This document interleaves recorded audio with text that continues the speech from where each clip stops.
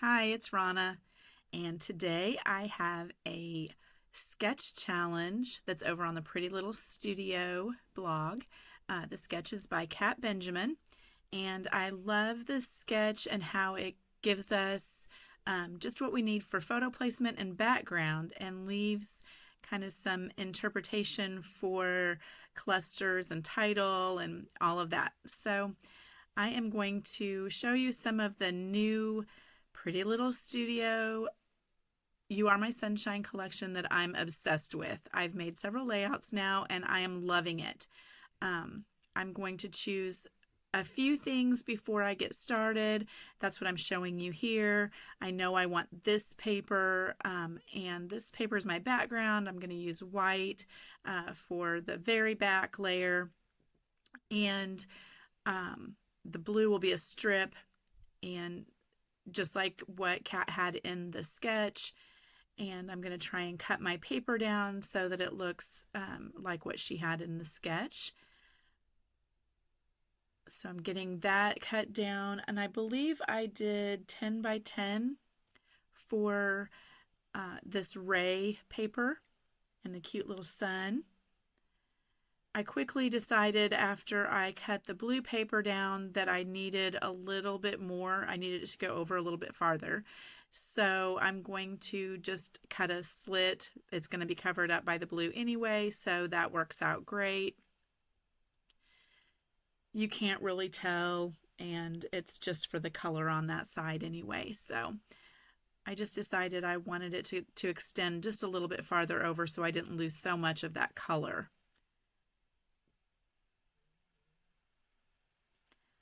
So I'm going to get that decided.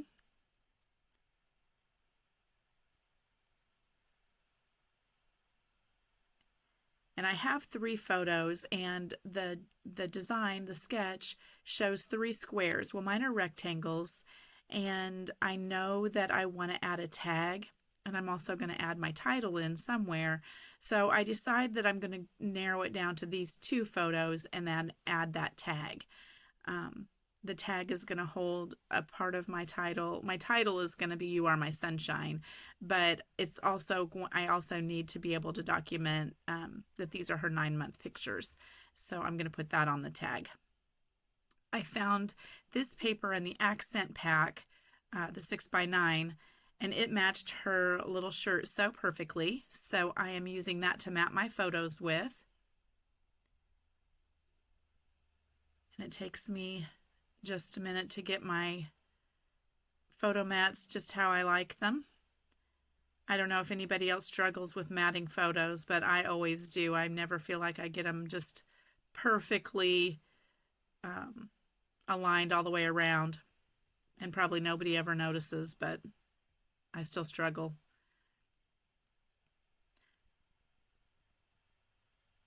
I'm going to get this really good and glued down, and then I'm going to have to pull it up in a little bit. Isn't that always the case? Line it up with my T-square ruler so that it looks like it's one continuous piece. When I printed the sketch, I guess I missed some on the top. I think the actual sketch has an even amount of space on the top and the bottom. And when I printed mine, it looked like it was close to the top and then, farther at the bottom and the far right side. So that's what I went with, but really I think the actual sketch was a little bit more even all the way on those 3 sides. It worked out, and I still, I think you can tell from my finished layout the inspiration that came from the sketch. So I really wanted to dig into these florals. I have not used them yet, and they're so pretty. And I really wanted to use one of these big clusters, so it's going to have to wait because it doesn't make it on the page. I did get to use a few florals, but the big floral piece that I have under the title now is not going to stay. I wanted to find florals for that left-hand side that carried the colors through from the right-hand side. So I needed something blue, I needed something green, yellow, and then of course I wanted something pink to match her shirt, which is kind of a salmon color actually. So I'm going to fuss around with that for a little bit. This is the big floral pack that I'm looking through now, but then there's also the fresh bloom stems, and I'm going to pull those out in a moment and find some more of the colors that I really wanted. So I'm going to kind of nix the idea of the great big floral cluster and do the stitching that I know I want to do. So I went off camera and I worked on that, and then this is the next day that I'm working, and I decided that it really needed this pop of black. And I'm so glad that I decided to do this because it really brings out the title, it makes the photos pop and that tag, and I really like how adding the black in really added something to this layout. I didn't want it to blend too much, and the black just really made everything stand out. And since the title has the word sunshine in black, I didn't want that to be the only thing black on the page. So I thought, well, I'll add, a little bit of pops of black here, and that will draw that title out a little bit more of the layout when you're looking at it. And I really like how that turned out. So once again, struggle bus on the matting. We'll get through that here. I'm so happy that this adhesive that I use, you can lift it up. It's permanent, but it gives you some leeway, and you have a little bit of time, even a full day really, to be able to pull stuff up. Now, since it is the next day and I am going to pull up the background, it ripped my paper a little bit, but I'm able to fix it, so no worries there. And I'm really glad that I was able to get the black behind it, so I wasn't too worried about that sheet of white paper. So I even did my tag in black, and I don't know if you can tell on screen, but this tag, I am just in awe of this tag. I said it on the blog too, but Melissa's attention to detail, she adds so many beautiful layers, and just like you're looking and then your eye sees, oh, look at this little bee, or look at this little ladybug or piece of fruit or whatever you're seeing. But on this tag, she has done the tag in such a way that the blue flower at the top, the center of the flower is where the hole goes. And I just think that, she could have, just made a tag and made it out of the beautiful paper, and we would have loved it. But just to put the center of the flower right where the hole is, it's just brilliant. And I love it. I think that she is amazing with her designing. So I thought I would point that out. Maybe you didn't even notice, but to me, it's just one extra little detail that you might not notice, but it's so cool when you do notice it. So I got the black around the background. I love how that sets that catching rays paper off of the background. Just added what I needed. And then, of course, it's supposed to continue on to the other side, so I'll get some little strips and make it look like I thought of this in the beginning, even though I didn't. You never know what someone's process is until you watch a video, and I don't know if you do the same, but sometimes coming back on day 2 and looking at something, gives you new perspective, and you can think of exactly what you need if you just give it a little bit of time to marinate. So I tend to create that way.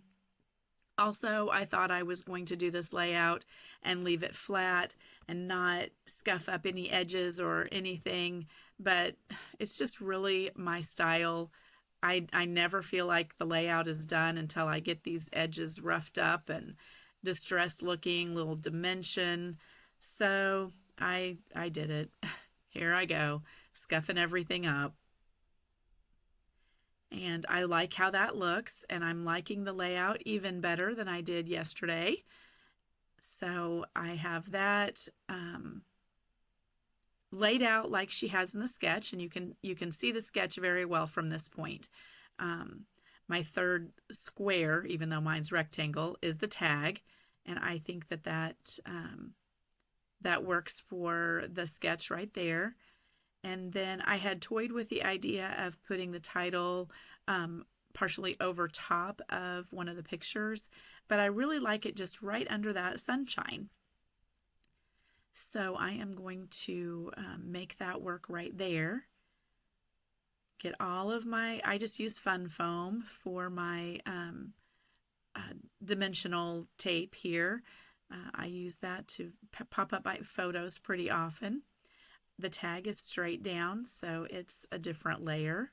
I think having different layers just gives your pages a little more interest. That's my opinion. You don't have to do that if you don't want to. It doesn't make it real thick. It's just enough to, I don't know.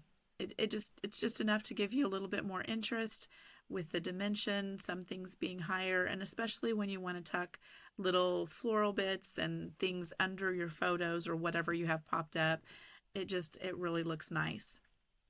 So I took some of the same floss, DMC floss, that I used to do my hand stitching over there on the blue border there, or that blue vertical strip.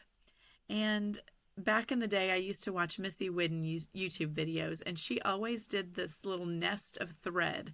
And I never did it back then. But since I've been doing so much more hand stitching, I love the look of the thread being in another place. So I thought this was perfect under this title and kind of down from the sun, and it just added to this cluster. So I'm going to go ahead and make my little nest and get that glued down there. I'm going to add a cluster with a few floral pieces on the right hand side of that picture. And then I'm going to do some of these florals that I found in the stems package, die cut pack. And I have my blue, I have my green, I have my yellow, and then I have that same pop of the pinky salmony color. And I love how that looks. I found exactly what I needed. And there's so many choices in these different packs that you can find exactly what you need, because there's so many different colors, and she thinks of everything. So the blue leaves worked perfect so that I could get something blue on this side. I stick them flat underneath the picture and then popped up just on the tips.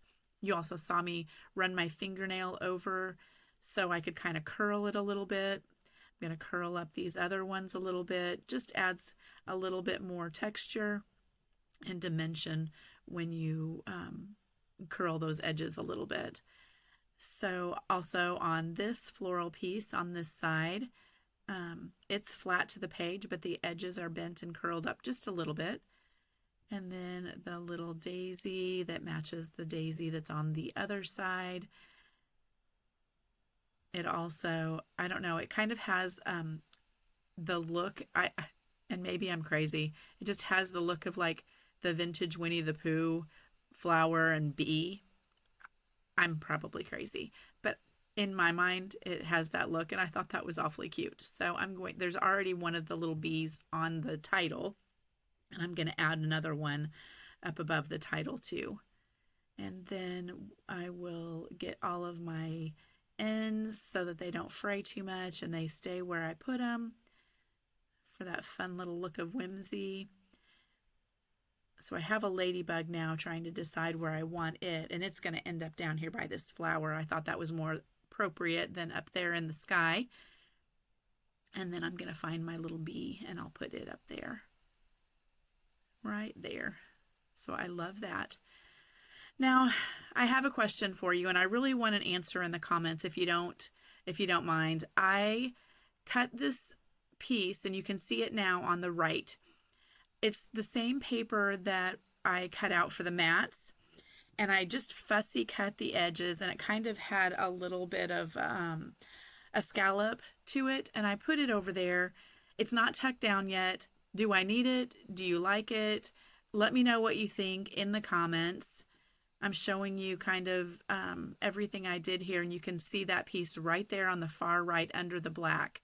I did go ahead and pull out 9 months in the little pink stickers from Pretty Little Studio, and then I did two one's a word or phrase strip, and it says shine bright, and then the other one is just one of the stickers, and it says love. So it says shine bright love up in the corner of that picture. So these are my close-ups. I really appreciate you watching all the way through all of my decision making through this process. Leave me a comment. If you haven't subscribed yet, please subscribe. I would love to have you. And thank you so much. We'll see you next time. Bye-bye.